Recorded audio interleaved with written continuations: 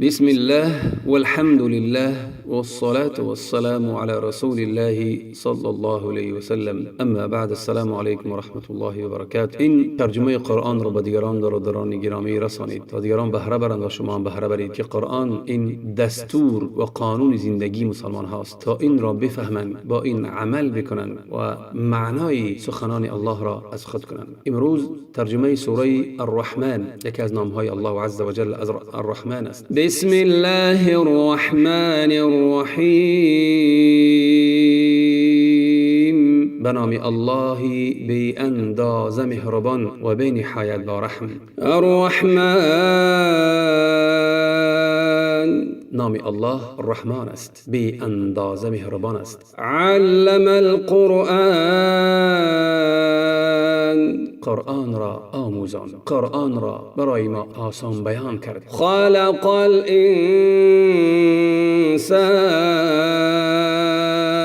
انسان را آفرید. علمه البیان،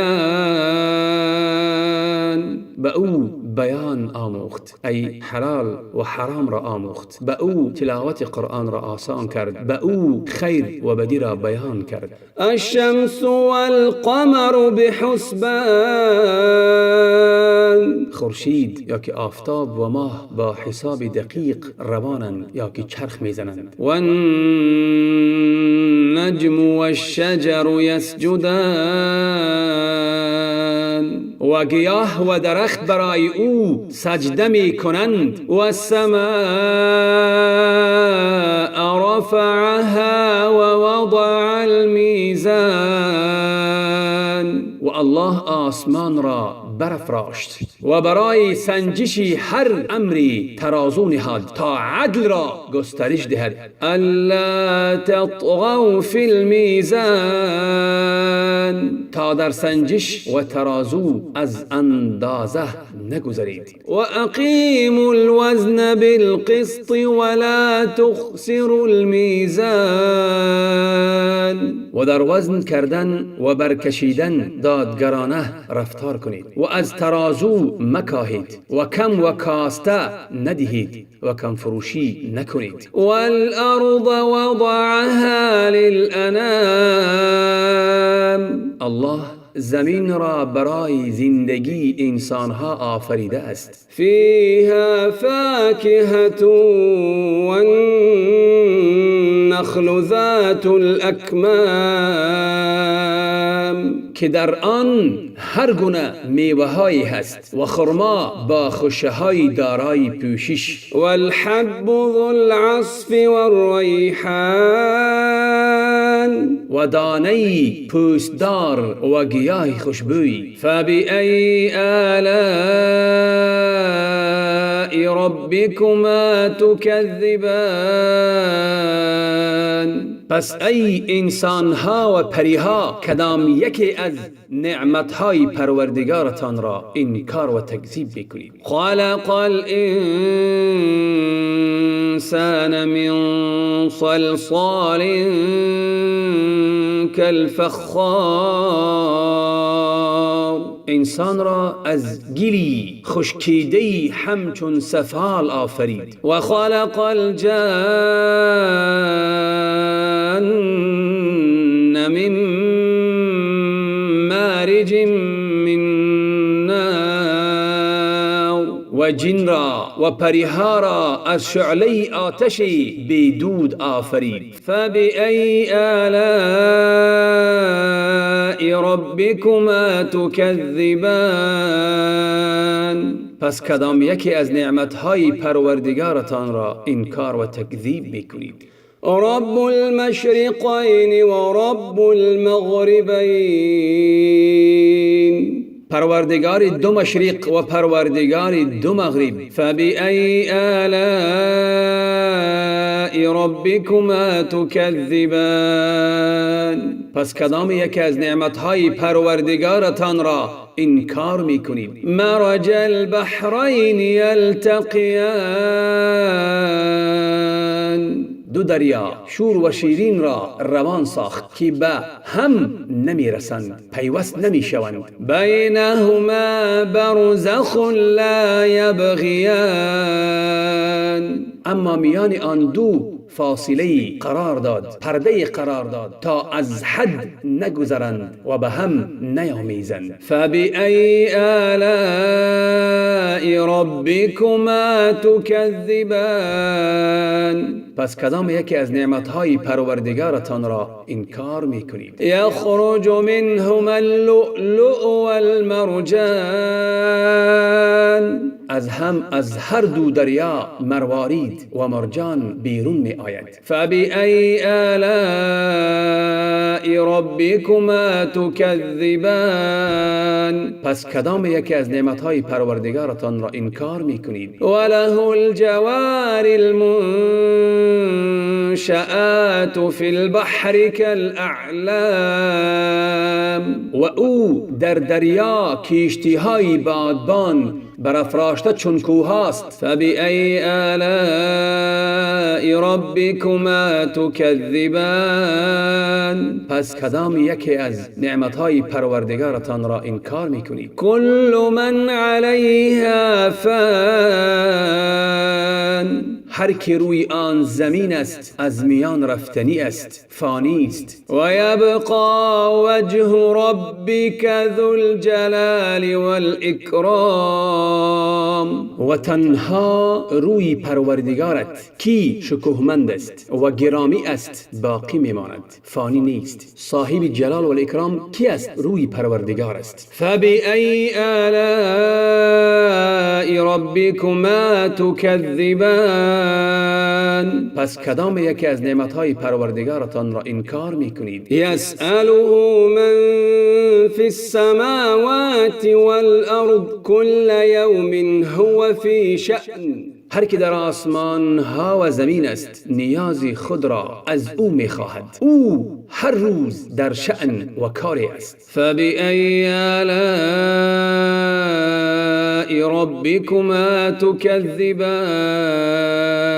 پس کدام یکی از نعمتهای پروردگارتان را انکار میکنید؟ سنفرغ لکم ایها الثقلان، ای جن و انس بزودی به حساب شما می پردازیم. فبأی آلاء ربکما تکذبان، پس کدام یکی از نعمتهای پروردگارتان را انکار میکنید؟ یا معشر الجن والانس ان استطعتم ان تنفذوا من اقطار السماوات والأرض فانفذوا لا تنفذون إلا بسلطان، ای گروهی پریها و انسیها اگر می توانید از نواحی آسمان ها و زمین بگریزید پس بگریزید، ولی نمی توانید بگریزید مگر با قدرتی عظیم مادی و معنوی. فبأی آلاء ربکما تکذبان، پس کدام یکی از نعمتهای پروردگارتان را انکار میکنید؟ یرسل علیکما شواظ من نار و نحاس فلا تنتصران،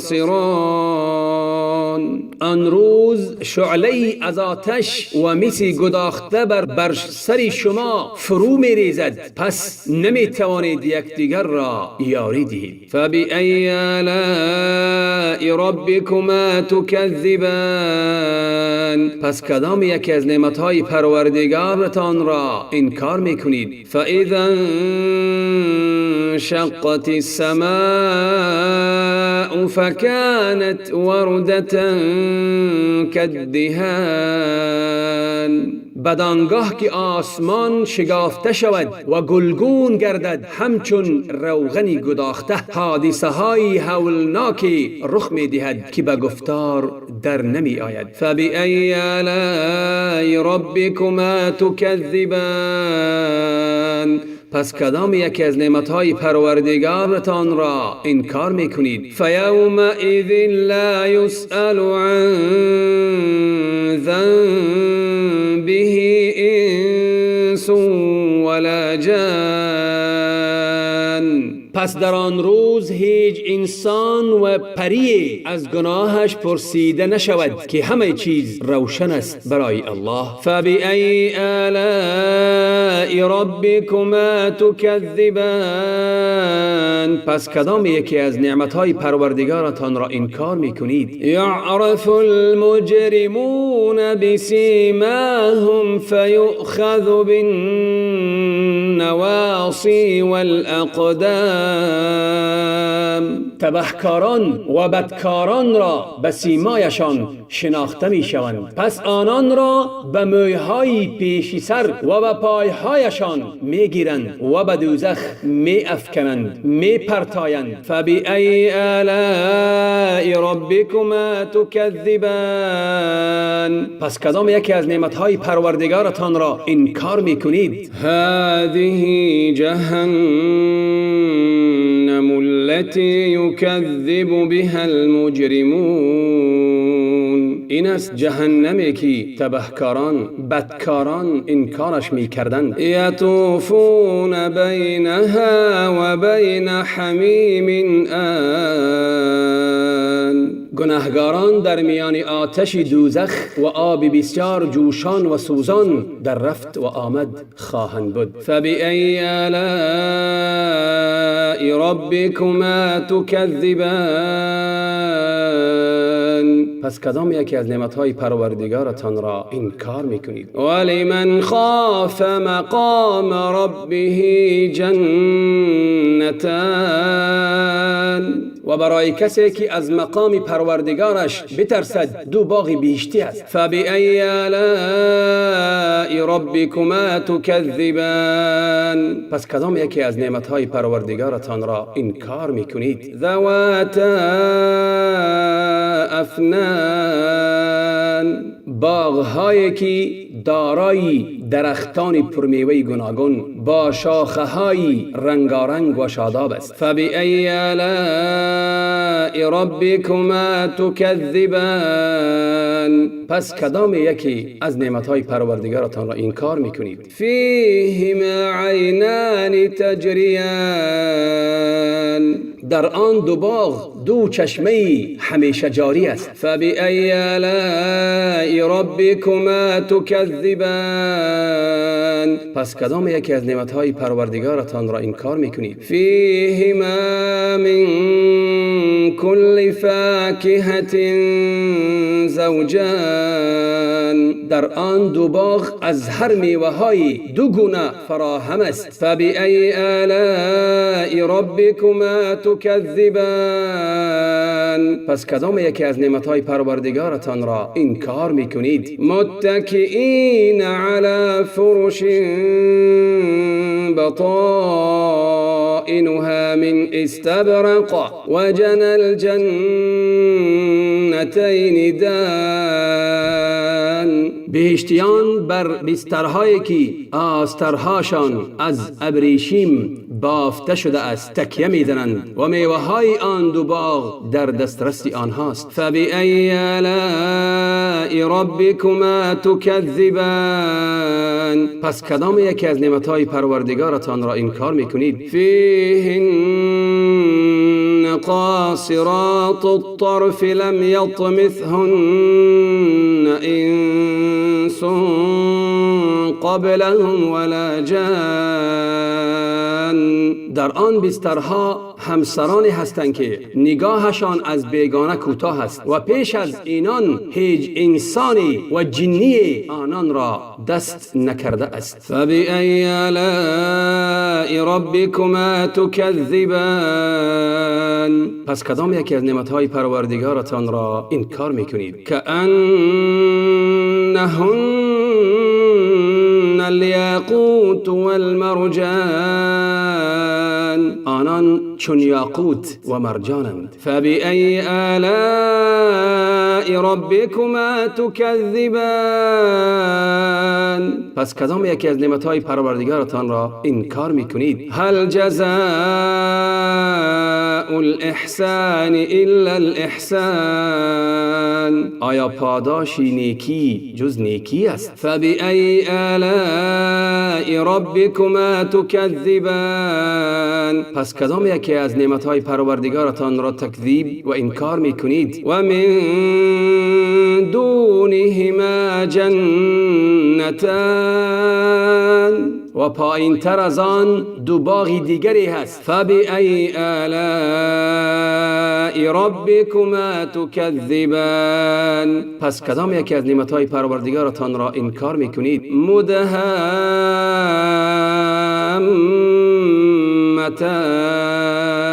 آن دو باغی پایینی دست از شدتی سرسبزی به سیاهی میماند. فبأي آلاء ربكما تكذبان.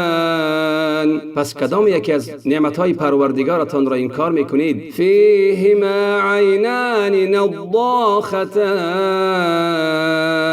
در آن دو باغ دو چشمه همیشه جوشان است. فبأي آلاء ربكما تكذبان.